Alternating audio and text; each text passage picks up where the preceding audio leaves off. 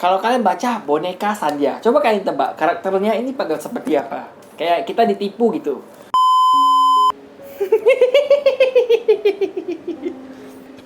Iya, bersama Berio lagi dan masih nuansa-nuansa Oktober dan horor, kita bakal membahas buku ini. Ceng ceng. Wah, covernya hitamnya juga kelihatan ya. Ya ini nih. Wah, disilau-silauin dikit. Nah, sekilas dulu. Jadi, ya lanjut aja deh. Kita bumper dulu baru kita perkenalan dengan cover, buku, cerita dan sebagainya dan gue review pendapat gue. Jeng jeng tedeng.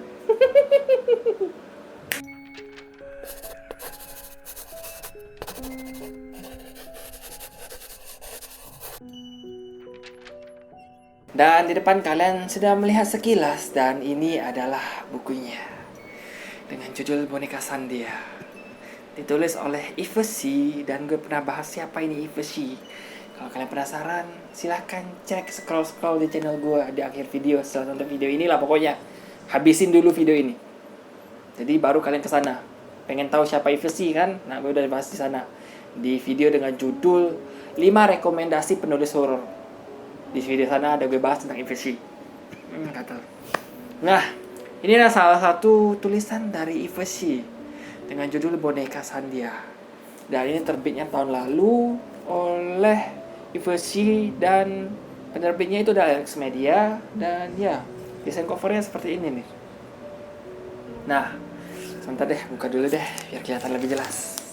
Gue selalu menyampul buku gue, jadi sampulnya ini emboss, jadi kadang bikin memburam gitu. Nah, ini penampakannya di pinggiran-pinggiran ini seperti ada ukiran-ukiran bingkai gitu, atau jahitan-jahitan karena ini tentang boneka. Jadi kalian tebak sendiri ya, apakah itu bingkai ukiran saja atau jahitan-jahitan pada boneka? Ya, simpulkan. Terus di sini ada sesosok siluet seperti boneka perempuan dengan rambut panjang dan ada judul buku, penulis dan ya keren. Terus sebenarnya ada bercak-bercak darah di sini, cuman karena nuansanya gelap jadi gak kelihatan. Pokoknya sebenarnya desainnya ini ada bercak-bercak darah di sini. Warna nah ini tuh. Nih di sini. Terus dekat bonekanya. Waduh, kurang hilang fokus. Sure. Oke. Nah, tuh ini judulnya ya kayak gitu. Kayak ada embosan bercak-bercak darah gitu. Keren sih desain covernya. Kalau gue tebak ini pasti wah tentang boneka berhantu nih, boneka cewek berambut dan berhantu dan serem gitu menghantui seorang atau sosok keluarga. Itu covernya. Nah, kita sekilas tentang ceritanya. Di sini bercerita tentang seorang bocah bernama Sandia atau dulunya itu bernama Aris. Waktu kecil karena dia ini sakit-sakitan, terus orang tuanya atau lebih tepatnya bapaknya karena mereka dari atau asal-usulnya itu merupakan tradisi Jawa, jadi mereka mempercayai wah anak sakit-sakitan gini mungkin ganti nama aja deh biar dia lebih baik. Jadi akhirnya dia dari Aris berganti ke Sandia. Terus setelah beberapa tahun tinggal bersama bapaknya, ibunya itu sedang jadi TKI di luar negeri tapi gak ada kabarnya, menghilang gitu aja, gak ada kabar, entah masih hidup atau masih bekerja, gak pernah menyurati, telepon, SMS itu gak pernah ada. Nah ya gitu, ibunya gak ada kabar dan si Sandia ini tinggal bersama bapaknya. Dan bapaknya ini merupakan bisa dibilang kayak kuli gitu, kuli proyek jalan tol gitu. Dan ya ketika ada proyek bapaknya kerja, selama ada proyek bapaknya kerja, tapi kalau lagi gak ada ya nganggur gitu. Jadi kehidupan mereka itu serba cukupnya lah. Cukup untuk makan hari ini, cukup makan untuk besok, secukupnya pokoknya. Hingga suatu hari bapaknya ini wah karena tergiur dengan iming-iming oleh sebuah penawaran di kayak rumah judi gitu, hingga bapaknya ikut-ikutan juga berjudi hingga ketagihan dan ya menghabiskan uang kehidupan mereka. Terus berhutang dan akibatnya ayahnya ini meninggal karena dihajar oleh preman atau penagih hutang gitu.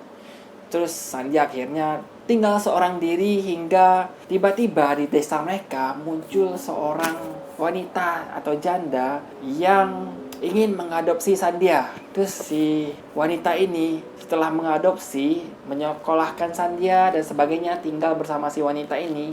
Wanita ini juga punya masalah lain. Sesuatu rahasia yang disimpan oleh si wanita ini yang akhirnya pelan-pelan diajarkan ke Sandia juga. Di mana dia mengajarkan tentang, bisa dibilang kayak ilmu santet gitu dengan perantara boneka. Dan di sini bonekanya itu dirasuki oleh jiwa-jiwa orang-orang yang telah mati dan dimanipulasi oleh si ibu angkatnya ini untuk digunakan, ya bisa dibilang sebagai jasanya, entah untuk mengganggu orang, menakut-nakuti orang, hingga mencelakai orang. Dan Sandia juga karena udah lama tinggal bersama ibunya, ikut-ikut jadi kayak belajar gitu hingga terbiasa dan bisa dibilang lumrah gitu. Jadi profesi sampingannya selain, aduh susah banget lidah gue, selain dia sekolah, kuliah, entah gue lupa jurusannya apa, tapi akhirnya dia jadi kayak editor sebuah surat kabar gitu atau portal berita gitu, hingga dia kerja di sana sebagai senior editor gitu, dan ya sukses lah karirnya. Tapi tetap ibunya ini menitipkan boneka-boneka mistis ini ke Sandia, dan terdapat 2 boneka yang sangat-sangat mistis. Boneka ini satunya itu peninggalan dari keluarga orang Belanda ketika Indonesia dijajah. Satu lagi ini merupakan boneka yang dimiliki oleh seorang atau sebuah keluarga di mana anaknya ini menyukai boneka. Jadi ada keluarga nih, terus karena keluarga ini kayak baru merayakan pernikahan atau ulang tahun anaknya atau apa, terus mereka mendapat hadiah sebuah boneka. Terus ternyata entah bagaimana tapi boneka itu berhantu asal-usulnya. Jadi kayak gitu. Hingga 2 boneka ini dimiliki atau diwariskan ke Sandia. Dan ternyata Sandia gak bisa mengontrol boneka tersebut. Boneka tersebut ini melakukan hal-hal yang sadis-sadis. Membuat salah satu karyawan di kantornya, yaitu kayak seorang petugas building manajemennya gitu, loncat bunuh diri dari lantai atau dari balkon atau dari, bisa dibilang paling atas itu apa ya? Bukan balkon sih, apa sebutannya? Yang puncak, misalnya ada bangunan bertingkat dan paling atasnya. Pokoknya di situ loncat langsung drop, mati. Bukan loncat sih, tapi menggorok diri dan jatuh gitu. Aduh, gue kasih tahu lagi ya. Serem sih, sadis-sadis sih. Ya, itulah serem, cerita serem-serem di sini. Contoh-contohnya. Kegiatan atau tindakan yang dilakukan oleh si boneka. Secara cerita gue suka banget, walaupun ada kayak beberapa padanan kalimat, kayak gue udah jago bener tentang sastra. Pokoknya ada beberapa kalimat itu yang agak susah dimengerti karena posisi tanda baca atau diksi-diksi yang jarang gue temui, jarang gue baca, jarang gue lihat. Gue nggak lupa malah karena itu diksi itu atau kata-kata itu masih asing di telinga gue atau di mata gue atau di pikiran gue karena jarang baca-baca buku punya diksi-diksi kayak gitu.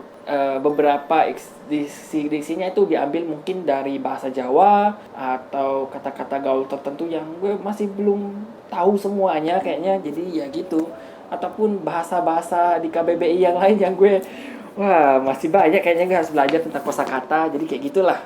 Walaupun kalau kalian bacanya untuk penggemar bacaan dengan diksi yang keren-keren, yang beda-beda, kalau kalian biasa kan dipan. Nah, kalian tahu dipan itu apa? Dipan itu kayak ranjang atau kasur. Nah, kalau orang yang jarang dengar tentang dipan pasti nggak tahu dipan itu apa. Nah, di sini itu kayak itu contohnya, kayak penggunaan kata dipan, penggunaan kata-kata tertentu untuk mewakili barang atau situasi dan sebagainya, dan itu jarang sih gue temui. Terus posisi tanda bacanya yang agak, bisa dibilang kadang kalimat ini harusnya dipotong oleh tanda baca atau di stop dulu baru lanjutan kalimat, cuman kayak ya gitulah. Mungkin emang gaya penulisannya oleh Iveshi atau karena editornya lelah. Ya, gue tidak menyalahkan editornya juga sih.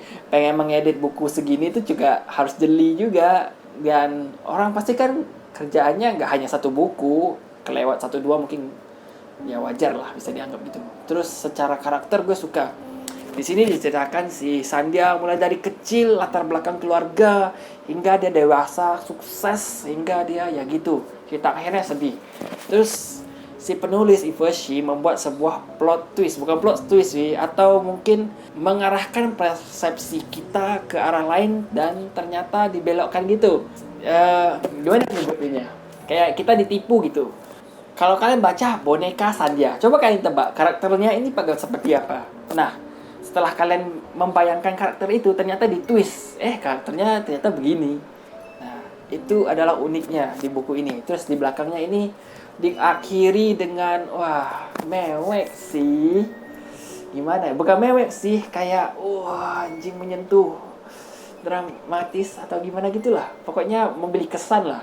Karena awalnya ini dimulai dengan sedih karena si ayahnya karakter utama meninggal, tapi terus bahagia karena diangkat oleh si ibu angkatnya ini, diajari tentang dukun dan boneka mistis gitu. Terus sedih lagi karena dia ini dikejar-kejar dan ya menjadi korban yang tak berdasar karena dendam seorang atau pihak ketiga terhadap ibunya. Terus ditambah sedih lagi karena kisah cintanya. Wah, itu bagus sih plotnya gitu. Ya oke, gue suka plotnya. Jarang-jarang punya plot yang kayak gini. Jadi kayak awalnya dibuka sedih, terus ceritanya mulai bahagia, pelan-pelan bahagia.